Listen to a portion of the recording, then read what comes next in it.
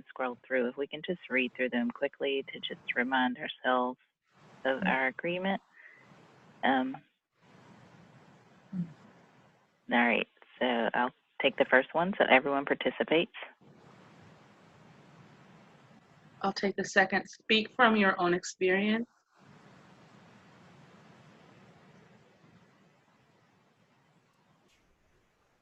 I'll grab it. It's Liz. Step up, step back. If, when in racially mixed groups discussing race, you usually hold back, speak up. If, when in racially mixed groups discussing race, you tend to speak often, take a pause. Stay engaged and open to new learning. Listen well for deep understanding. Honor concerns, ask for suggestions, no shaming, attacking, or discounting.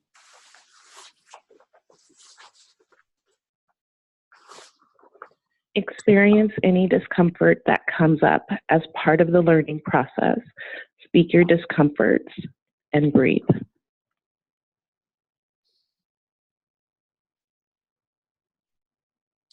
Maintain confidentiality. If you later share about your experience in a meeting, refrain from using names.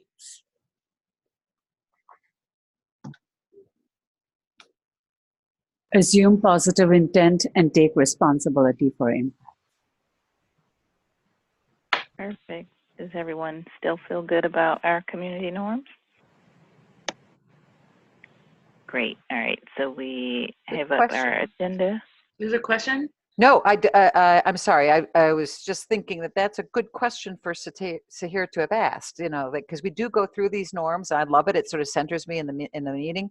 But to just kind of do a check-in and say, is this still good? I'm like, oh, I'm just taking. Watch me take a note on that. That was great. Thanks, Sahira. You're welcome. So our agenda for today. Like I said, so we've done introductions. We're going to go through our National Breastfeeding Coalition's convening and host committee roles, and then we'll jump into reviewing crash recommendations, starting with coalitions. If we can get to personnel and overall, great.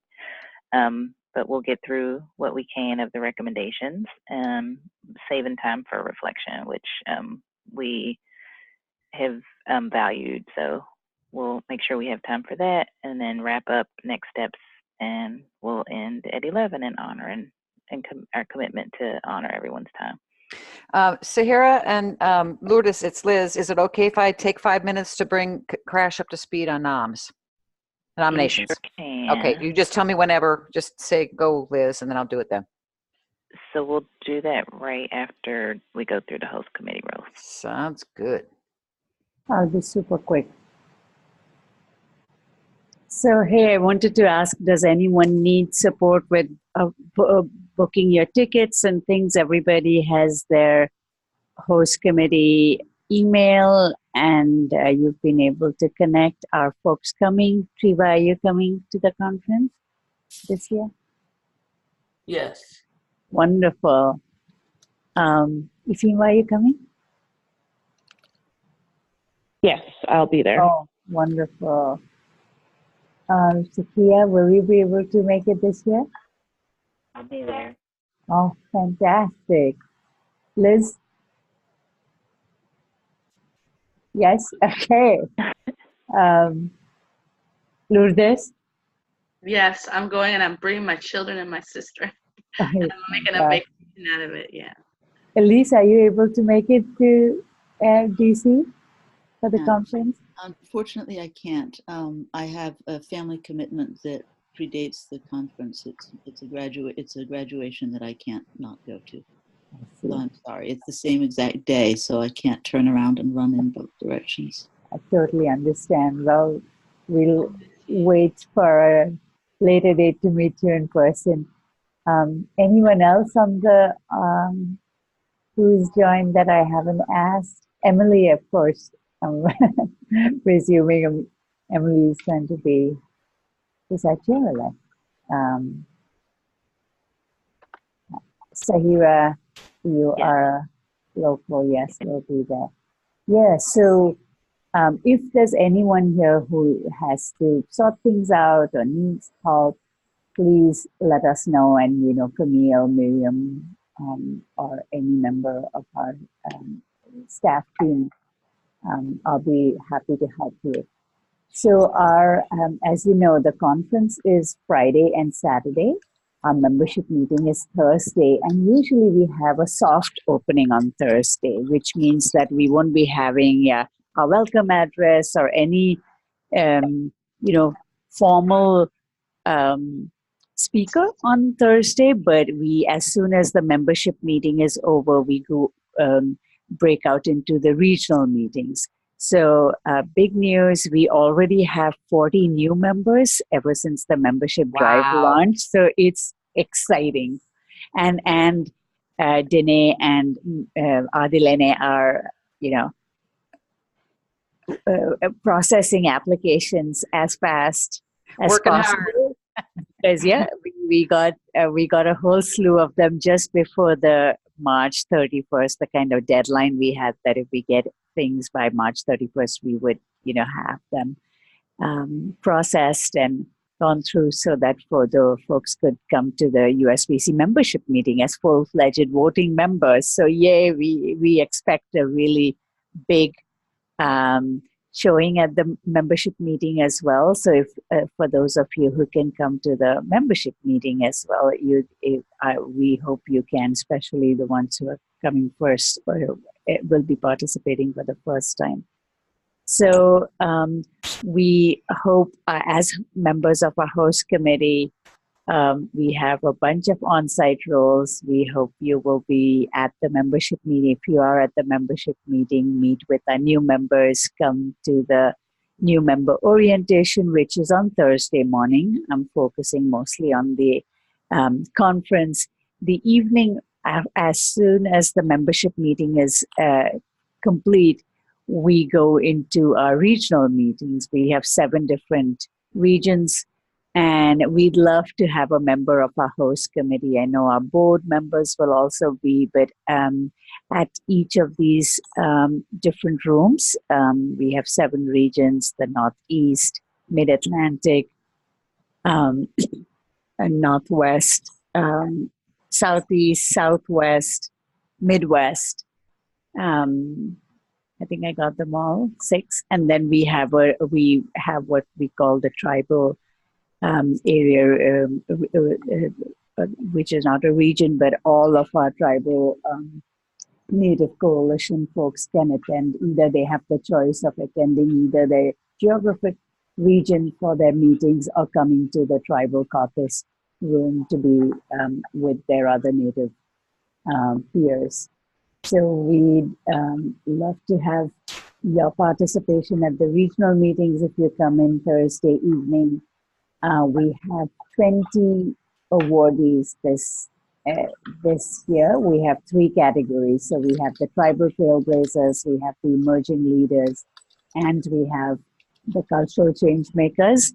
Some of you were on the awards review committee, so thank you for your work with choosing and selecting the awardees. For those of you who were on the award committees, we will be inviting you to introduce the awardees when we recognize them. We have breakout sessions. So we will be sending out a sign-up sheet sometime in the middle of May, maybe early May. And we'd love to have you sign up for at least one on-site role if you can. So it's moderating a breakout panel session. We have the identity caucus spaces. So we will be having a space for white anti-racist group to meet. We have, Black, Latino, Asian American, LGBTQI, so Native. So we will have 6 different identity caucus spaces, and we hope that to have your participation in any of the groups that fit well for you. We will be having guest speakers, looking to our host committee to be introducing our speakers. We have a robust number of posters that will be displayed at the conference. So we need a couple of judges. Usually we need 3 judges to review and score the posters. And then, of course, we would love to have you meet with our exhibitors and our vendors and also do some traffic directions. So when the breaks are over, herding people back into the rooms so that we can start things on time. So our host committee plays a lot of really great, you model what inclusion looks like in our spaces. You model what equity looks like in our spaces. So we, recognize and would love to have your help during those 2 days, Friday and Saturday, and starting Thursday night.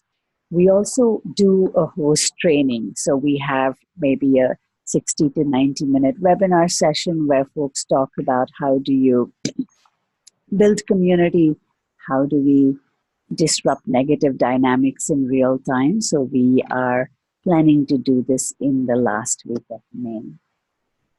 Any questions? Thoughts? A question from Elise in the chat. Is there a date for the 2020 conference? There's an online website calendar for national and regional conferences. Right. Amelia, are we doing the 17th? I'm going to have to just pause my screen. Yeah, so we're about to sign. Yeah. We're about to sign the contract and announce the dates, but June 11th will be the membership meeting, and June 12th and 13th will be NBCC. So we're keeping it in June instead of August? Yeah, June yes, for perpetuity. That was a shift that will stay. Yeah. Okay. I thought like interchange, but that's great because August is hard. Yeah, exactly. We've had that feedback for years. Yeah. Can I ask, maybe next year, because this meeting begins right when A1 ends, and so maybe not conflicting with another membership meeting's annual conference, that would be helpful even if it stays in June. I don't know if that was taken into consideration because A1 is in Atlanta from June 8th through 12th this year. We did. For those of us who are going to that meeting. And the other thing is just my kids are out of school, but for parents with children in school, especially if we're solo parenting, it could be difficult still. But if I can mention that I'm looking at the fact that it used to be in August, and I'm thinking, I know that would pretty much rule out participation from the South, where school starts right at that time in August, and people would be unable to attend. Yeah, and this is Liz. And of course, and August was historically problematic for people that were trying to be doing things for breastfeeding week or breastfeeding month. I'm on the A1 website now, and in 2020, they're going to be in Phoenix, and their dates are June 13 to 17. So that's a full on almost. Well, I guess you could just take forever off if anyway and go from USBC and then go to A1, but you'd have to miss one of the days would be an overlap. Anyway, that's just putting it out there. But there's never going to be a perfect time. We all know that. And they're both in Phoenix, it looks like. Oh, yes. I'm sorry. Did we say we were going to be in Phoenix next year? Yes, we will. will. Hey, Yeah. so that Yeah. at least So we were, yeah. you could take So we take a took lift. all those, yes, exactly. We took all those considerations of everybody, member organizations, conferences, and the location, and we couldn't get away from the one-day overlap with A1. So we're in the same city to make as minimal disruption as possible. Okay, and Yeah. so if there are no questions, Liz, do you want to go first while I pull up the recommendations? Sure. So the moral of the story is it goes like this. Crash is USBC has now enshrined formally the notion that there should be somebody on the nominations committee who is a liaison from the crash committee. And that person was me, and I was thrilled to do it. And what I'm going to tell you is that there was like a series of things that happened, and then when somebody had an idea of how to fix it, it boom, boom, boom, boom, boom was happening. So when I was first approached about being the crash committee's liaison to nominations, it was advertised as a non-voting position because that's the way the old policy had it. And I said, yeah, sure, I'll do it. All things being equal, you probably should have anybody who's on a committee should be voting, because what point, why would you, that's just the best way you can participate. It's best practices for governance. And I just sort of figured in my head, okay, we'll put in a recommendation and maybe next year that's what will happen. Well, boom, turns out they made the full USBC board said, yeah, that's a good idea. So the nominations committee representative from crash is a voting committee. Yay! The only non-voting member now on the nominations committee for USBC is the board liaison, the liaison to the full board. And that makes some sense because that liaison role is to be a conduit for information and communication, right? But the committee, the nominations committee, is supposed to be doing its work. And the nominations committee has been going through formalizing a process that allows for the nominations process to be more objective, more transparent, more equal. And so there was a very concerted effort for the nominations committee itself to be comprised a balance of people from diverse ethnicities, races, sexes, clinical experiences on the board. We initiated a process whereby applicants who are interested in becoming directors were using an online system. And so the nominations committee has a rating sheet, and we look through the applications, and we give the people a score of 1 to 5 on various things that are relevant to the call for applicants that the full board made.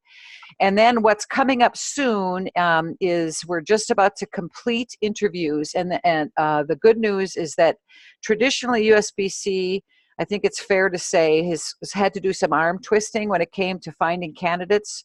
And we have a wealth of excellent candidates running for the one director or one treasurer spot and the 2 open director positions that are open. So the interviewing of all of those people has been done, again, very conscientious effort to make sure that the interview teams use the same set of questions, that we have somebody from dominant culture and non-dominant culture doing the interviewing of the applicants, so that then when the full nominations committee comes back, we're all discussing people on pretty much the same basis of information. Meanwhile, back at the ranch, USBC has this process for elections that is kind of a pain in the neck. It's all triggered by, we have a 60-day window between when elections are announced and when they have to happen, and it has to be tied with a member meeting. And things were kind of dominoing, and it was starting to become a hurry, and things were being done just because it was a hurry. And so just at the end of last week, the full board said, timeout, breaks, here's what we're going to do. We're going to continue the nominations committee process, which is currently underway. We are going to announce the slate of candidates at the June member meeting, because by then the nominations committee will have been able to complete its work to vet candidates. And the election process will be triggered. Yay! And then in 60 days, when those elected directors are installed, they will be installed at a member meeting that's done virtually. So the bylaws allow the election and installation of the directors to still be married with an online virtual meeting. So it was a really good solution to what was turning out to be a messy process. But as I said, the good news is that everyone's taking notes about the messy process. So it doesn't have to be this messy next time. And I have been very vocal in my role as I am when I work. And so you can just imagine, I've been kind of, pushing and pushing and nudging the committee, but it all works out really, really well because everybody's listening. We are respecting the role of the nominations committee. The board has been consulted by way of the liaison 2 or 3 or 4 times in this process. Boom, we get immediate feedback that's absolutely on point. So it's like life is messy, USBC is messy, and the nominations process is messy, but the end result is it's all going to be good, and it's going to be respectful of the bylaws, and it's going to be respectful of the process. And the best news is we've got more candidates than we know what to do with. So yay! So thank you all for letting me share. I just want you to let you know I'm carrying my crash banner high and proud when I'm there, and things are unfolding in a good way in that regard. Thank you, Liz. Thanks, Liz. Appreciate you. Yeah. It looks like Anna has joined us. Welcome, Anna. Hi, Anna. Do you want to unmute? Oh, hi. I'm so sorry. I'm in Peru. I got a little confused with the time. Plus, that here in Peru, everybody celebrate, Easter time and Good Friday. Well, yesterday they started with the holidays, we can say. And so people is inviting me to do a lot of things. And so I'm so sorry. That's the only thing that I can say. I'm so sorry. I'm confused with the time. It sounds like a great way to be confused. Yeah, we're so happy you I can wish join. I could use Peru as my reason for confusion. Yes, yeah. Well, thank you. So we'll now jump into our next set of crash committee recommendations, which are the coalition's recommendations. And I'm not sure who's gonna take lead in giving us like updates on each one and how we've been doing, what we've been doing. I can do that. This is continuing. Okay. And remember, our role on the committee is to listen to them, digest them, figure out if there's any revisions we think are needed, anything we need to add, anything we need to delete. Thank you. I think the first thing that, as we read through this, I'll give you an update of where we are and what, as a committee, you had prioritized for us.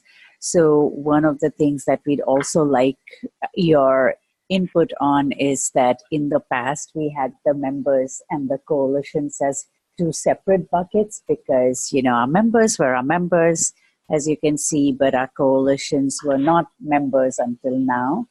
So you all have already reviewed the membership, but now that we have one consolidated collective member group, wondering if, a subgroup, we could just munch them together and put them under the membership category so that many of them would relate to all members, whether they were coalitions or not, and then we could have a subset if we wanted very specific to coalitions. But basically, we are now at this, when we had written these, our coalitions were not members. So we might want to just see what, how we want to, if we want to merge these 2 domains together. So, but starting with the first one is continue or expand tracking of current demographics among state coalition leadership and membership and make data available to the public. So we have been tracking the leader demographics for state coalition leadership. One is through the last are through the profile group profiles that they make on our USBC website and select their primary contact, their poll contact, who will be the person who will be voting on behalf of the coalition, and then any other contacts that they list as folks who should be getting any kind of communication from USBC for action. We we are due to be doing a leader survey. So one of the things that is part of our membership drive is also that once or twice a year, we do kind of a pulse check on all of our members. So we have some new, under the new membership committee, where we will be looking at a couple of different surveys during the year to see, are we meeting your needs? What are your priorities? What else do we want from USBC? We will be tracking the demographics. Right now, we do track the demographics, but we do not make the data public to folks in any kind of our annual report or any other public documents. So we are doing a job of tracking the leadership. We are not doing tracking the membership of our coalitions to see what that is. But as they come into our membership fold, we will be doing that through our survey. And we expect that the first survey for this will happen sometime in the fall, where we will be tracking and are there any other factors? Right now we do race, ethnic, we do age, we do gender identity, sexual orientation. Are there other things that you would like us to be collecting? We don't do,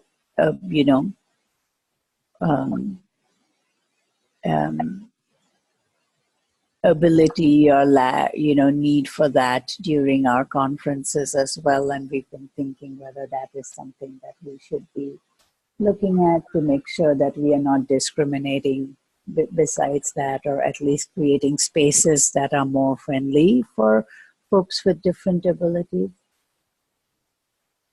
Can Yes.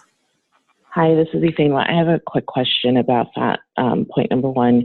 For coalitions that don't have a membership, who don't function as a membership organization, how would we measure that? Would it be those who attend their annual meetings, or how would that be captured? And Ifeanyi, that's actually one of the things that has been things that we've been working with our coalitions to, because many of them don't have a membership thing. So we've used it as who's on your listserv, who are the folks you mail to, even if you don't have an official member category. Like, are they doing any kind of data collecting to see who are their constituents, who are they reaching to through their emails, through their newsletters and others. So it's been loose at this point in time. We've let the coalitions decide what they consider their member base or their constituents. Okay, thank you. Sure. I wonder about virality. I don't know exactly how we would want to measure that in terms of current demographic, but in terms of looking at individual leaders, I know that degree of virality is a strong variable in predicting breastfeeding outcomes, which is one of the ways that we select which ones to look at. Repeat the word again, Emily. I couldn't understand what you said. Virality? So rurality, or urbanicity is the other way of thinking about it, how dense the population is in the area where they live and work. I feel so dumb. I've never even heard that word. Well, maybe I'm making it up. I don't know. That's a good word to make up. Keep doing that. Spell it. Okay. That's actually, but I do know that's a key indicator variable. Thank you for that, Emily. Let's,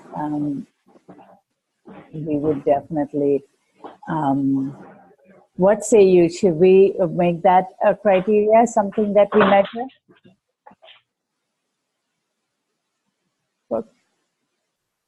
I think that's yeah. We'll add that and then I we'll think bring that's you. a good idea. Yeah, well, Important.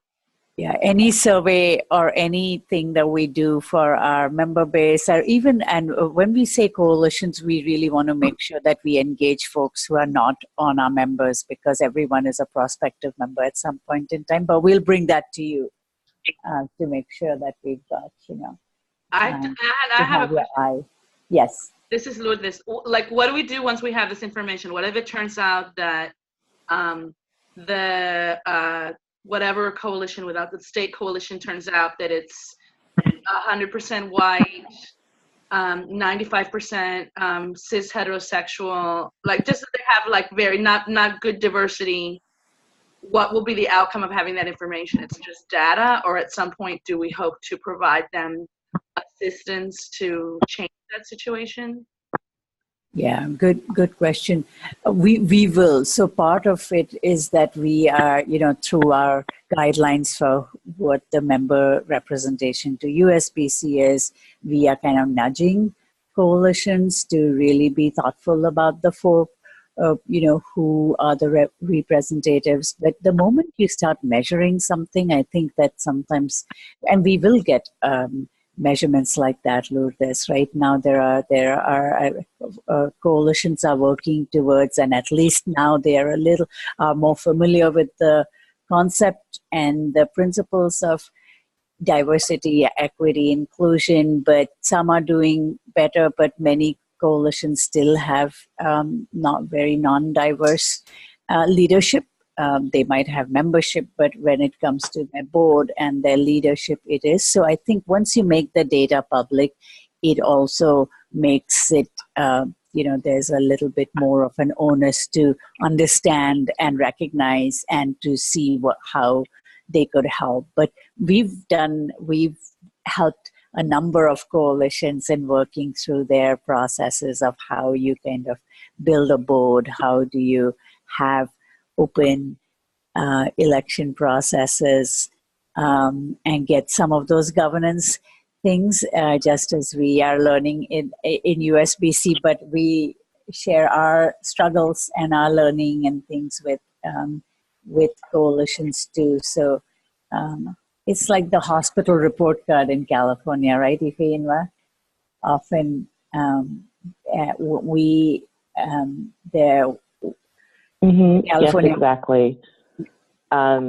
We've found over the last, I would say maybe 10 years, publicizing hospitals initiation, breastfeeding initiation, supplementation rates, things of that nature has really been a motivating factor.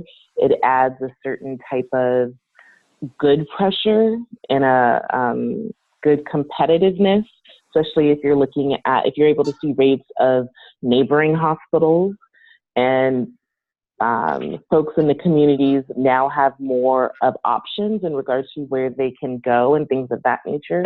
So we found it really beneficial to publicize that information. Yeah. I used to work for the California WIC Association when we started doing the report cards in partnership with the UC Davis School of Lactation, Dr. Jane Heinig. And it's a report card that comes out every fall, and it has like the top 20 or 30 hospitals and the bottom ones as well. So, and it galvanized. I mean, it just how many hospitals just as soon as the data became publicly, and we were using publicly available data. Exactly. UC Davis just used the data that was publicly available, but put them. So if you haven't seen the California breastfeeding report cards, you can go to like www.calvic.org. Just fabulous way, but it galvanized. So we kind of hope that making this data available through our member reports that we give at every annual meeting or the others will help the process. I'm kind of struggling with the how of making population density relevant to coalitions. Because usually it's a lot of work,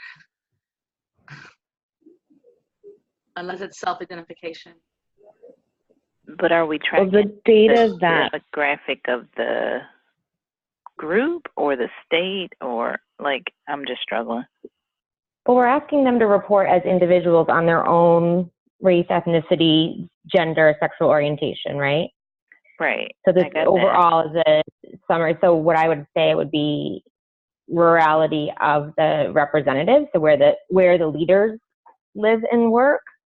And I think there's a lot of data about the impact of rurality on maternal child health in general, and also on breastfeeding. It's one of the key variables that WIC uses, and also in the CDC data. So in terms of, like in some states where I work, they tell me that rurality is a far broader indicator than a lot of the other ones that we look at, like poverty or whatever else, based on the distribution of services, as Ifeanyi is saying. I think that we would need to ask them to select the degree of rurality and define it for them, so that, you know, it's not like we're asking them to put in a zip code and then we figure out that zip code. And we would need to just ask them to self-identify based on where they live and work, and the idea that representation matters in that regard as well. That certainly how I think of access to lactation services working in New York City is really different than somebody who's working in West Virginia. And, you know, people have to travel through the mountains and far to be able to get their services. Right. So I think we probably just need to flesh define. that out.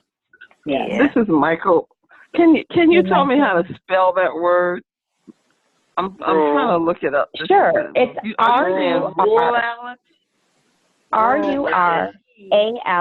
RURALITY, like rural versus suburban, ITY, rurality. Right.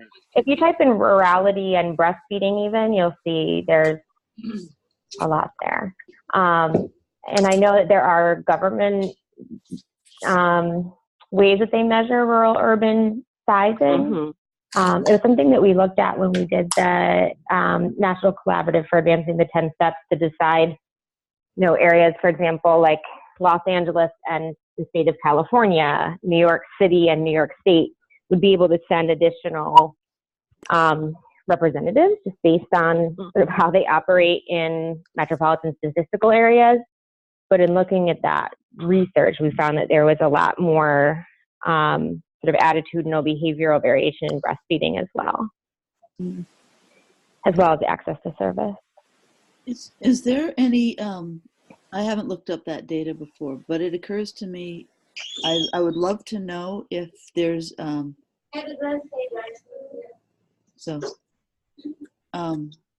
I audible? Yes. Yeah. So does the rural-urban difference work the same way in different regions of the country? Is it the same, for example, in the Deep South that it is in the Northeast or in California? You know, is the effect of being in a rural area the same in each geographical region? Is I guess what I'm asking about. Anybody else want to answer that? So in the data that I have seen, it's even sort of similar across international. We're looking at rurality in different countries as well. And not just on access to service, but on infant feeding attitudes and duration.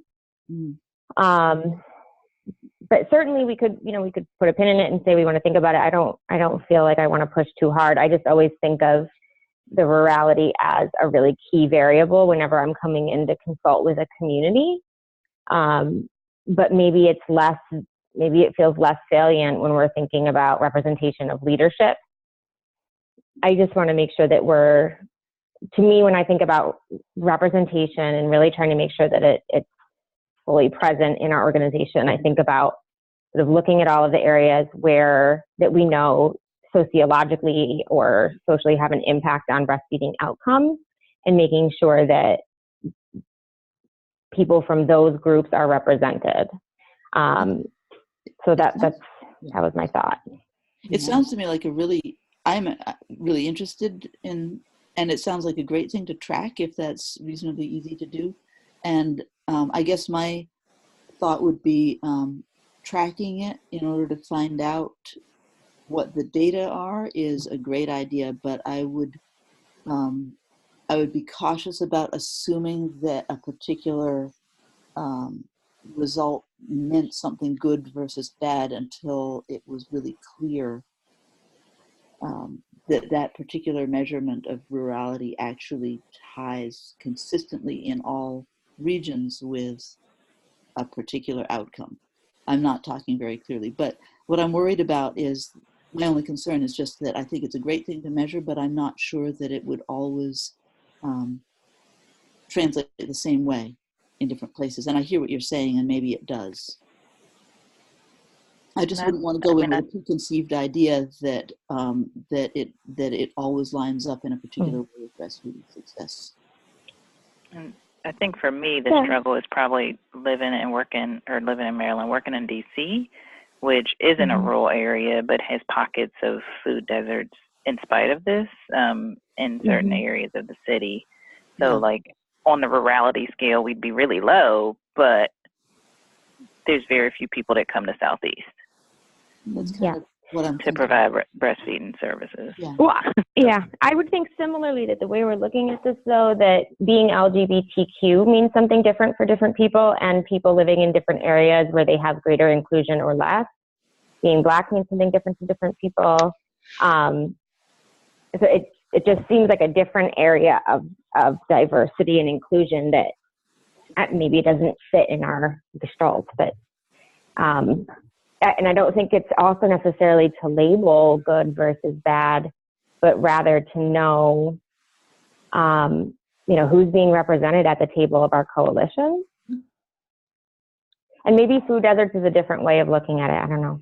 I feel like I've said too much about this already, so I'm gonna step back.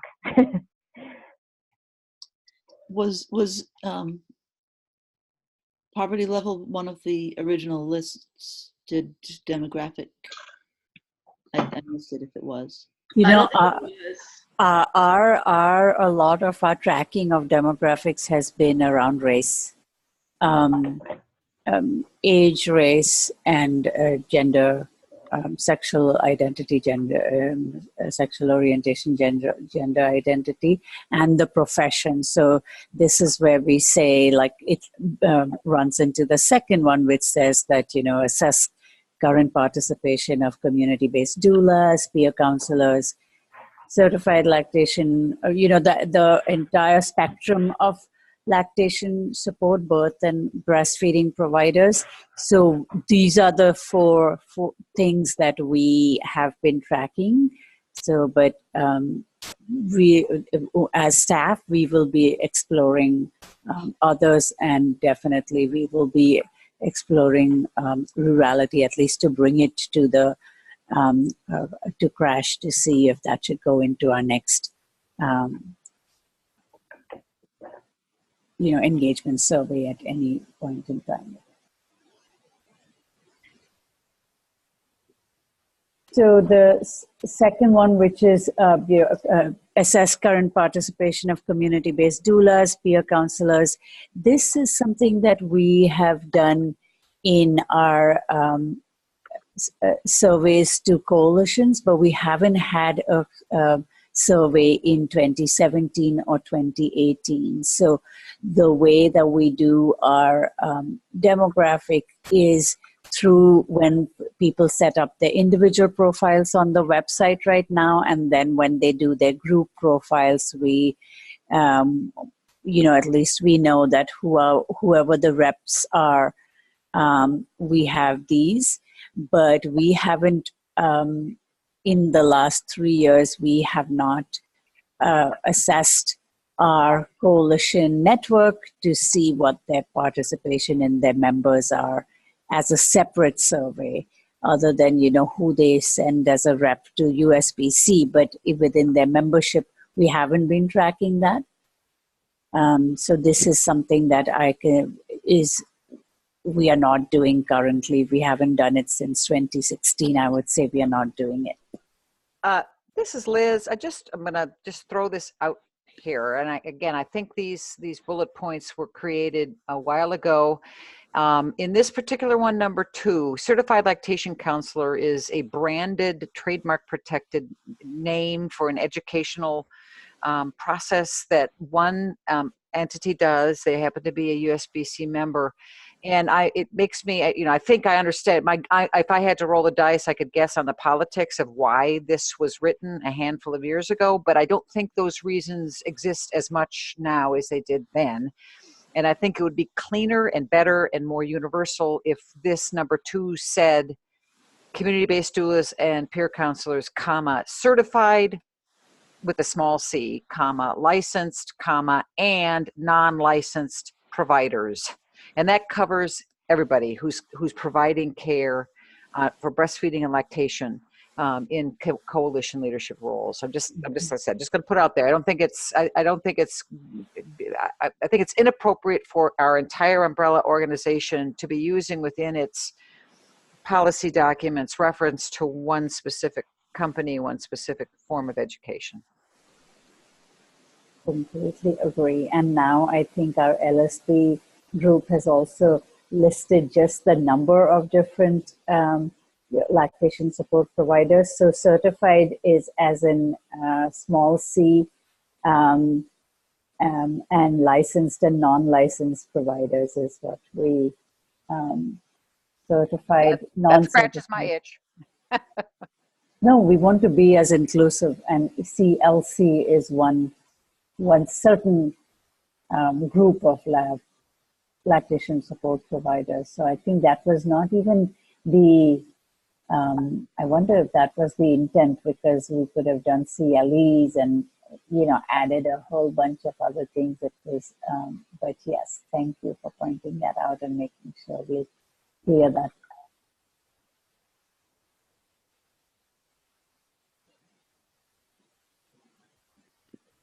So definitely now among this is assess participation of all of this, the spectrum of lactation support provider and coalition leadership roles.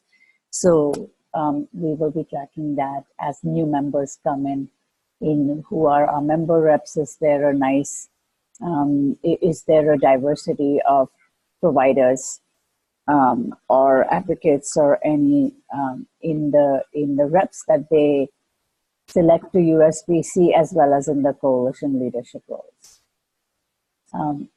All of these will have to be part of our first engagement survey that we are hoping to do maybe in the fall of this year. So good to be making note of that. We'll be presenting the available data at our June conference too. We are hoping to be able to do some kind of a member report during that. So what we have from our profiles on the website, we'll definitely make that data public. This number 2 feels very, very, very worthwhile and very important to me, because it sort of drills right down out of the umbrella widespread organizational stuff to the people who are actually working with mothers and families. I like that. Thank you. Any question on the first couple? We move to the number 3. Okay. Share USBC activities and resources around increasing representation of priority demographics in USBC leadership, membership, and staff.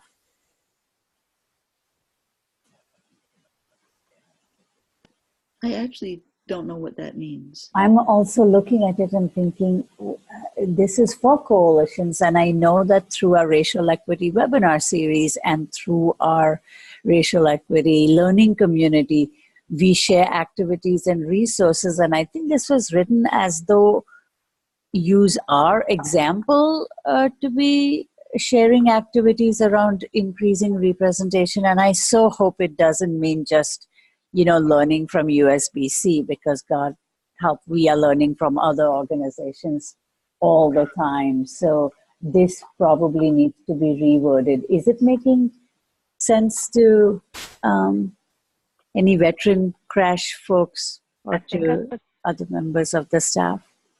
I took it the same way you just interpret it. Share what USBC has done as an example and the resources USBC has used in order to move it towards a place of increased representation. And this is Liz, and that I'm reading it too with new eyes. It's interesting, but that seems consistent with what I remember about the genesis of Crash back in the day, which was the idea like we can't make people do stuff, but at least what we can do is we can start to model the way to change leadership and to make it more inclusive and to make it more equitable. And my guess is that might have been what we were going for. It's like, okay, look, we did it. You can do it too. Here's some stuff you can try. And now, of course, our website is chock-a-block full of stuff that they can try. And so, my guess is that that's what that was about. I can only think, and I'm one of the folks that wrote these recs. So I think that one thing that we've been doing, we've gotten really good ever since we started this is curating a lot of information. So even when we were saying what we were doing is that we were at that, is that we really scour our member organizations, lift the work of others through their webinars, and through our racial equity webinars, but curate that. But I would definitely want to, at least my proposal to the committee would be to change the wording of this a little bit so that it says that share resources and activities about increasing representation. And it means, curated, selected, for lifting up things from our own How about network. It could be sharing USBC activities and resources that model increasing representation, something like that. Yeah. And another Or possibility. That model and encourage, I don't know, something like that. So share resources around increasing representation of priority demographics that model diversity, No, I'm saying equity. share USBC activities and resources and take out around. The around And change that to that model or encourage increasing representation. Okay. I would also suggest that it says share with coalitions how USBC or something like that, because the share without any object, it's not clear, even though it's under coalitions, I can't tell from the original phrasing who what is being shared with. So if it could say share with coalitions how USBC works to increase representation or something like that, I would find that easier to follow. Yeah. I like models too. I think For clarification, isn't this something that you were wanting the coalitions to do? So wouldn't it be more around disseminate USBC activities and resources, that model increasing versus sharing, if that makes it a little bit more clear? So Yes. I had two thoughts I as like well.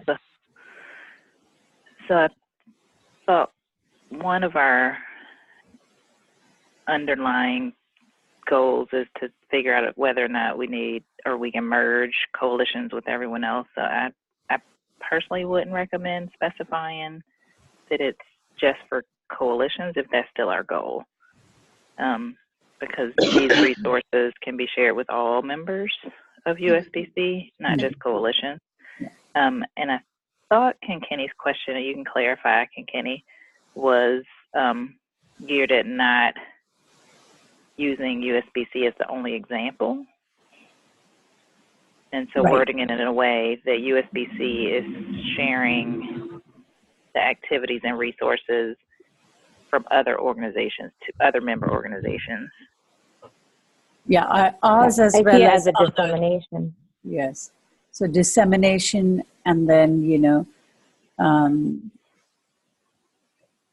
definitely, it does include USPC activities, but is not restricted solely to that. It's, creating the best practices, curating and bringing the dissemination of best practices in diversity, inclusion, equity, principles, policies, and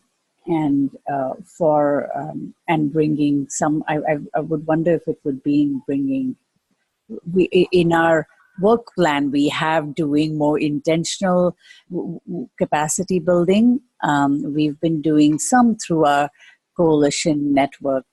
We do it in our one-on-one capacity building with coalitions. We haven't done that much with our national nonprofit organizations, other than when we've changed a policy and said we can, we went from 2 member reps to 4 member reps, and of these 4, we want at least 2 of them to be folks representing underrepresented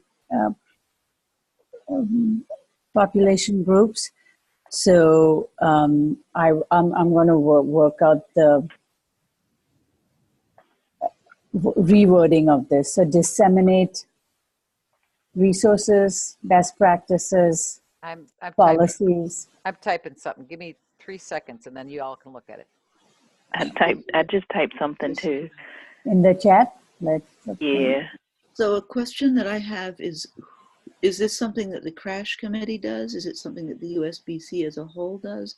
Who's actually doing the identifying, the disseminating, and the sharing? So the crash committee does the oversight and thinks these things through, but it's implemented through different branches of USBC. Some of it the staff is doing, some of it the membership committee that's looking up at the guidelines, the kind of the kind of continuous engagement that we have with members, the kind of capacity building webinars and other things that we are setting up for members are doing. Some of it will be done by the board. So often it's the crash that is kind of overseeing and giving guidance on what needs to be done, but the implementation happens through other parts of USBC.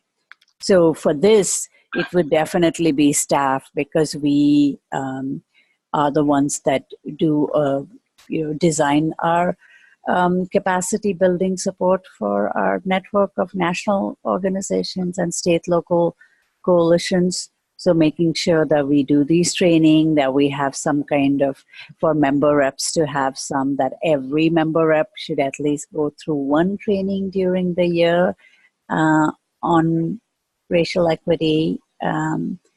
So those are some things that that the membership, in concert with the membership committee, the staff puts into motion. Okay. And the membership is one of our key host committees as well.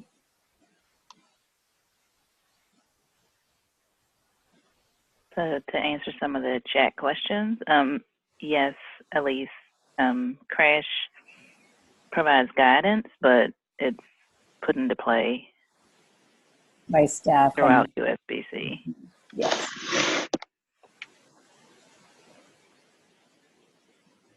And Kinkini, something that we've been doing in other meetings is kind of doing either tracked changes in the document or tracked notes to kind of go through each point.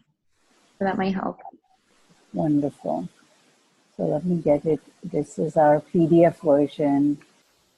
No, it's a doc version. I can do it. There's a document in the folder if you wanted to grab that. Okay.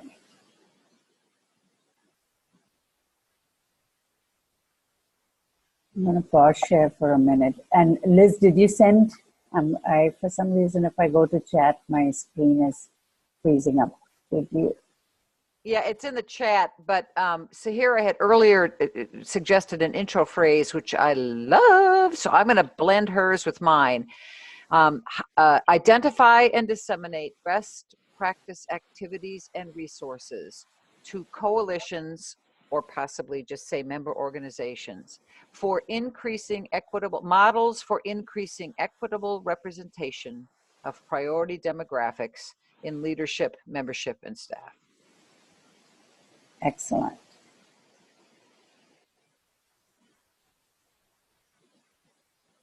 Do you want to pull that up? I'm seeing a lot of crash recommendations here. Which one is the one with the track changes? Is it the?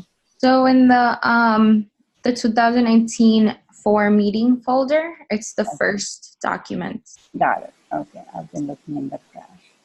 So while I'm pulling that out, does someone want to read the next one? Can I just call our attention to time?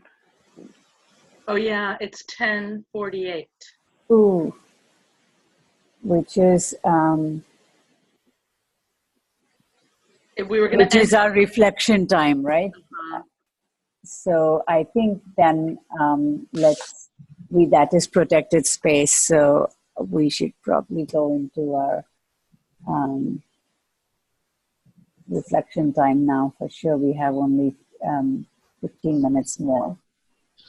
So let me pull up.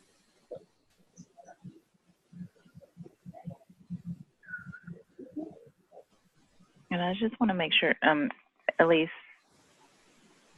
have we answered your question? Yes. Okay. Yes, and I was, yes, thank you very much.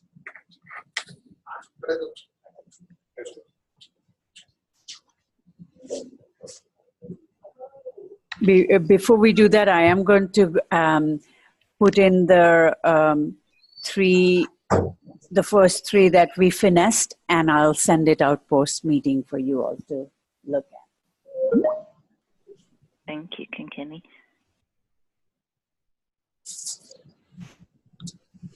All right, Lourdes, are you going to lead us through? Sure. Okay. So, is there a script? Time for reflection? Okay. Given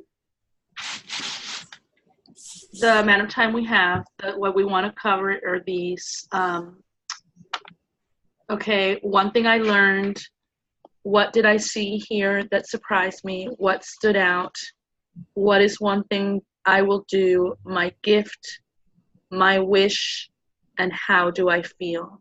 Considering that in the past, not everybody has done everything, there's some flexibility. So I'm going to go ahead and start. One thing I learned is that, and I probably already knew this, but that we get things done slowly, but then we get them done thoroughly. What did I see here that surprised me? I had never heard the term rurality before.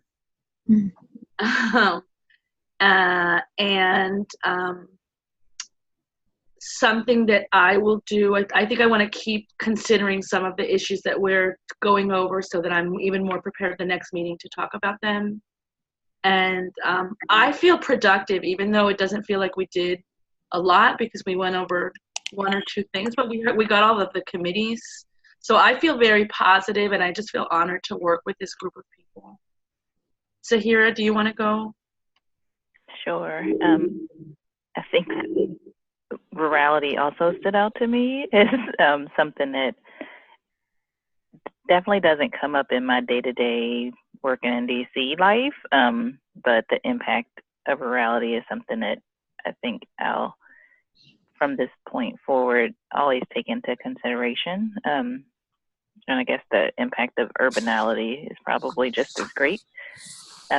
My gift was just everyone's participation today. I think this was, like Lourdes said, a productive meeting. Even if we didn't make it through even one section, I think this section is packed.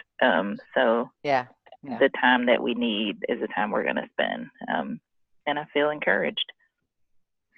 All right, and I'm just going to take myself in order in the chat box because I don't have the list of the. So, and I'm going to go with Ana Linares. Okay, thank you. Well, I even that I knew the word urology, I never really have used it. So it's something that I really learned today, how to use it and how to apply with breastfeeding. What did I see? Well, surprised me probably the same thing, and surprised me how well some of you can change the word, and that's amazing for me to hear all of you.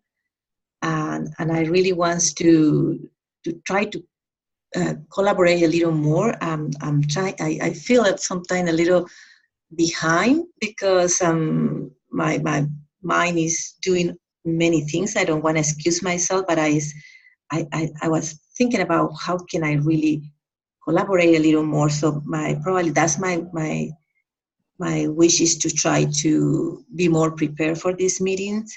And well, and I feel great and honored to be able to participate with all of you. That's it. Takia? Yes. Can you hear me? Yes. Okay, good. It's working. So what stood out for me is just the wealth of knowledge that I get from these meetings and being able to learn so many new things in the process of working through all of our recommendations. So like, of course, like virality, learning that, and just like learning new things about the field in the process of the work that we're doing. My gift is being able to participate and to, although I wasn't too talkative, I was really taking everything in so that way I can process and hopefully be more active in the next meeting. And I'm grateful to be here. Thank you. Afinwa? Hi. I would echo in terms of what I learned, the new words that Emily has introduced to us. So thank you. We'll definitely take that into consideration going forward. What stood out to me, and I think every meeting, which is really important, just the different voices of this collective and group, but also having the same goal and purpose and being able to hear and understand information differently and see different viewpoints, which I think is really important and challenging and disrupting things that don't necessarily feel like they're equitable or really speak to what we're trying to do. I think my wish is that this continues and that we continue to be able to process in this way, which feels really good.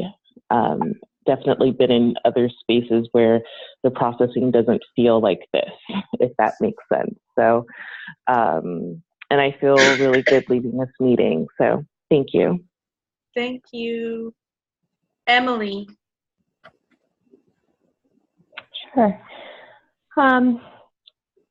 So actually, I was going to say something different, but Ifeanyi, I think you just gave me my standout gift.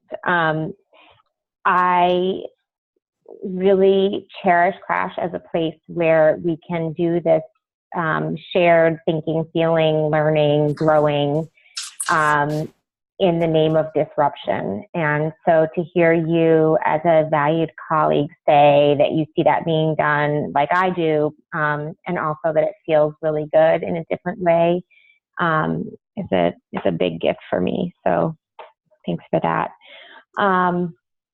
And my wish is just that we keep on keeping on and get this great work done. I am going to make some notes for myself to have spent a little bit more time thinking and feeling about the recommendations before next meeting. I think as Elise said, so that I feel, or excuse me, it was Anna who said, just feeling more prepared for the next time to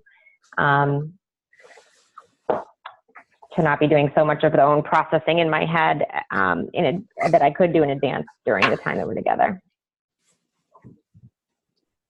And I'll leave it at that just for time. All right. Elise?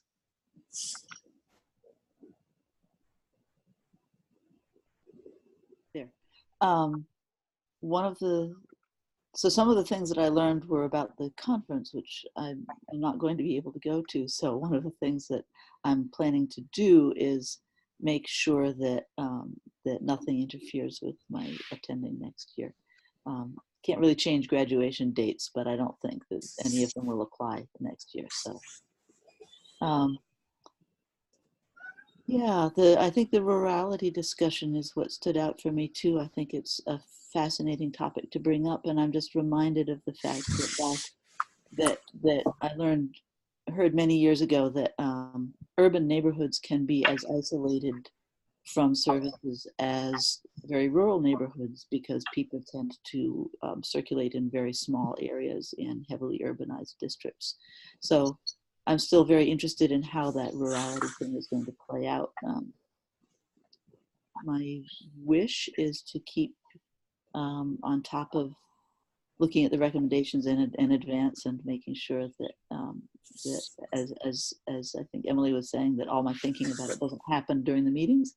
And I feel excited, and I was really pleased. I really loved having so many people, seeing so many people today. It was great. Thank you. Right. Thank you. And then Liz?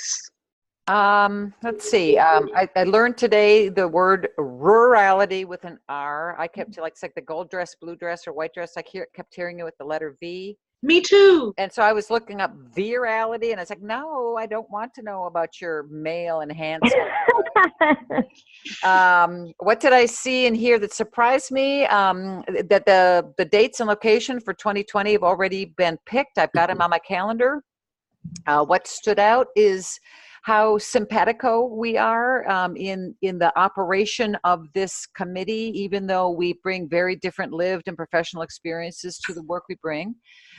What's one thing I will do? I will continue my vigilant work on the nominations committee representing CRASH, and I will, bring back reports, although you'll probably get the full-on, member announcements before we next meet. My gift was that anybody who still had their camera on, you could see my daughter who's visiting for the weekend from her, where she's going to law school in Washington, D.C., woohoo, in the background. My wish is that, my wish is that we are able to complete our methodical but important work of this committee and going through the goals and revising and retweaking them in light of the modern day representation and activities of the organization. And I feel great because of this call. Thank you.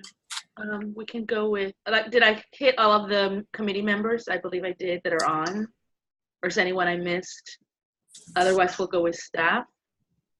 Dr. Young, I'm here. I'm sorry, this is Treva. Oh, Treva, yeah, I'm sorry, because I'm just going by this little chat list. Oh, okay, so, I know, I've been very quiet today. All right, okay. One thing that, which is not normal, but it's okay. One thing that I learned about was the Association of Women Health Obstetrician Nursing.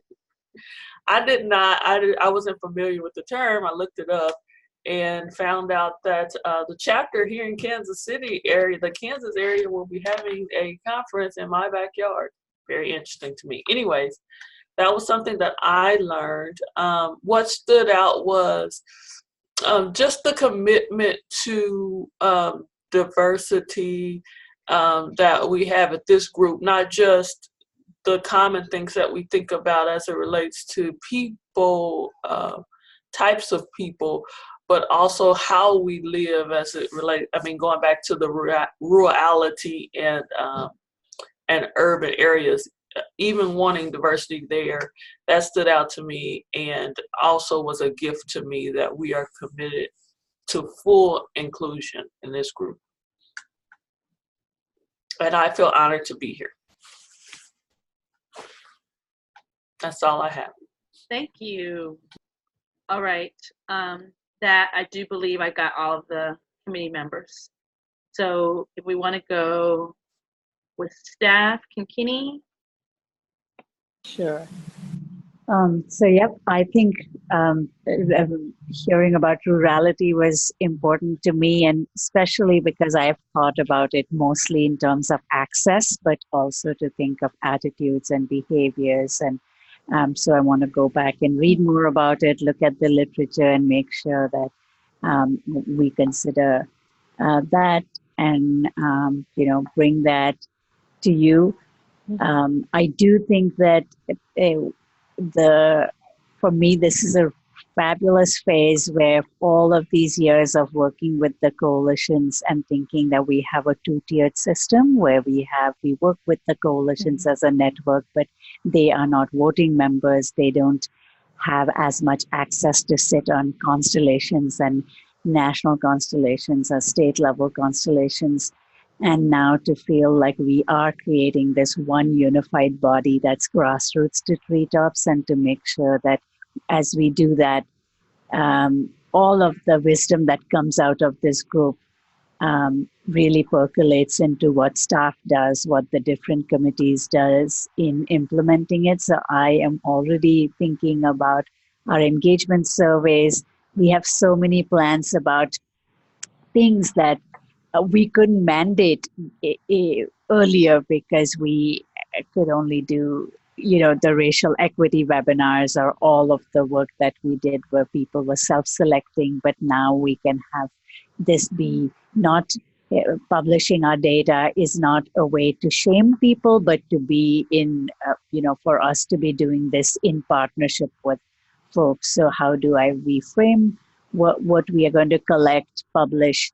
And I think of so many ways that Crash will be the space where we work these things out. So it's exciting for that. Feel very honored to be part of this group. Feel that it's a working group, and one can come here with pertinent questions that we have in our work and have you all give us guidance.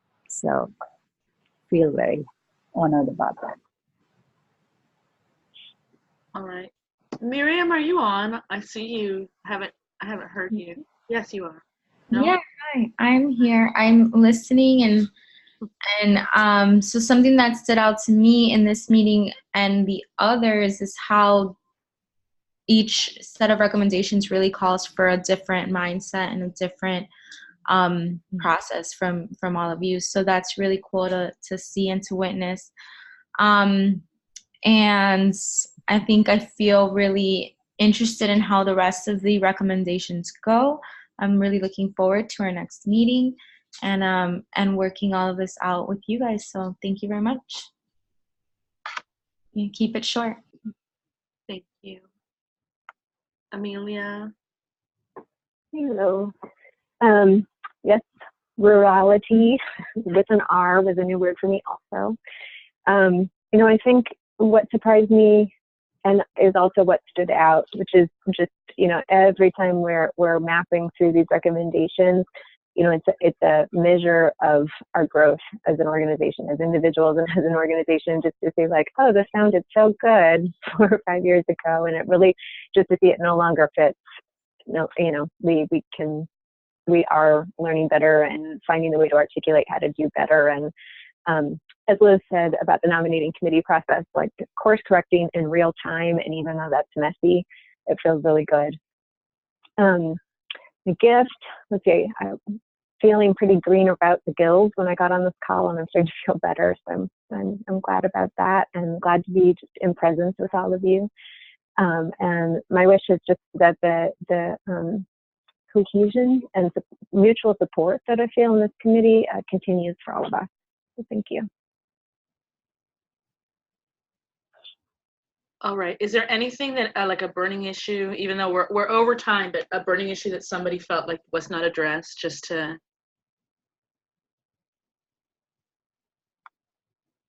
hearing nothing? I understand that we're done. Next month's meeting is the Wednesday afternoon one, right?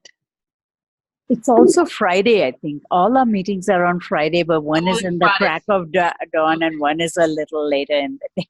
All right. I got a notification this Wednesday afternoon, but I think that was just because I was supposed to look at my at the agenda. So keep doing that because then I will look at my agenda. All right. Well, thank you, everybody. Thanks, everyone. Thank And you, Lourdes. Thank you, Sahira. Thank you, staff.